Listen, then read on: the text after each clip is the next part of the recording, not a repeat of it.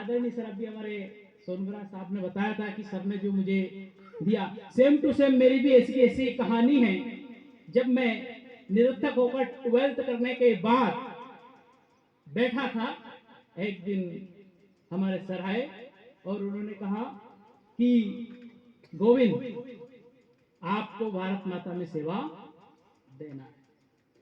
मुझे सबसे ज्यादा गौरवान्वित वो क्षण था जिसको आज भी मैं बड़े उत्साह के साथ याद रखता हूं। वो दिन था 27 नवंबर 2012 और विद्यालय में भी मुझे इस प्रकार की छूट दी गई कि आपके लिए कोई बंधन नहीं, आपके लिए कोई समस्या नहीं, आप छात्र बनकर भी एक शिक्षक की भूमिका निभा सकते हैं। मैंने यहाँ लगभग 2016 तक शायद अध्ययन करवाया होगा, 4 या 5 साल। उसके बाद मैंने गांव की स्थिति देखी। थोड़ा मेरा गांव पिछड़े वर्ग से आता है, जहाँ शिक्षा का स्तर बहुत ही कमजोर है।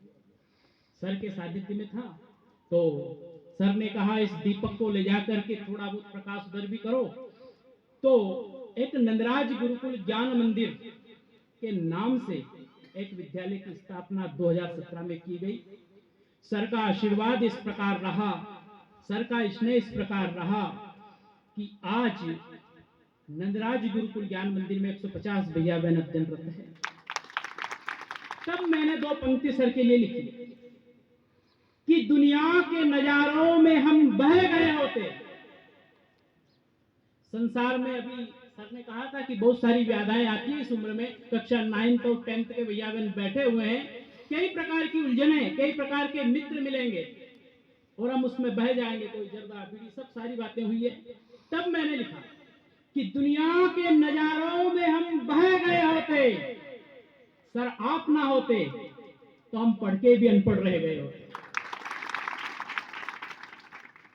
दूसरी पंक्ति और लिखी कि लोग कहते हैं कि विधाता ने गलती की, विधाता ब्रह्मा को कहते हैं, लोग कहते हैं कि विधाता ने गलती की जिसने ईख में फल, ईख गन्ने को बोलते हैं, ईख में फल और सोने में सुगंध नहीं दी।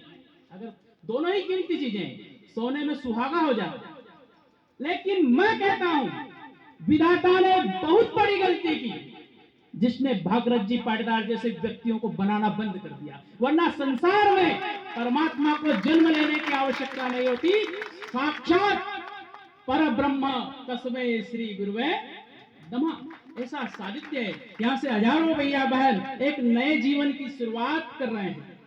आशीष जी सर को एक दिन मैंने कविता लिखी थी, पूरा तो उसका अध्ययन में नहीं कर सका, आने की भी थोड़ी इच्छा नहीं थी क्योंकि विद्यालय में भी एक छोटा सा कार्यक्रम है, सर का विशेष फोन आया तो आना पड़ा।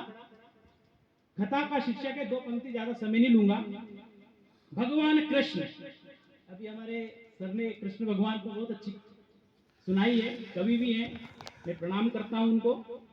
भगवान कृष्ण ने गोकुल में 11 वर्ष तक गायें चराई, गोकुल को निस्वार्थ प्रेम दिया, वासना रहित प्रेम नहीं था।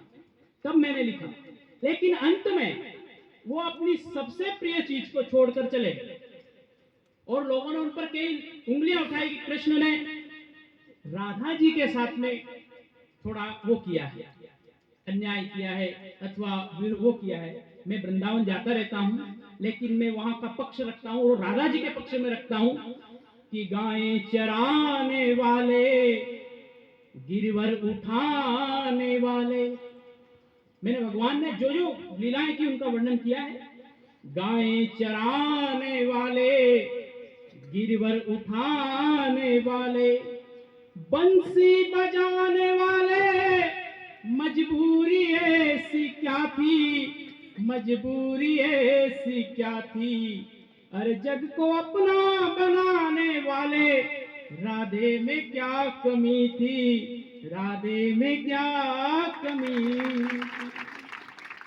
फिर मैंने राधा जी के पक्ष में रखा और भगवान की देखो मजबूरी थी परमात्मा की, वो सब विद्वान लोग बैठे हुए जानते हैं।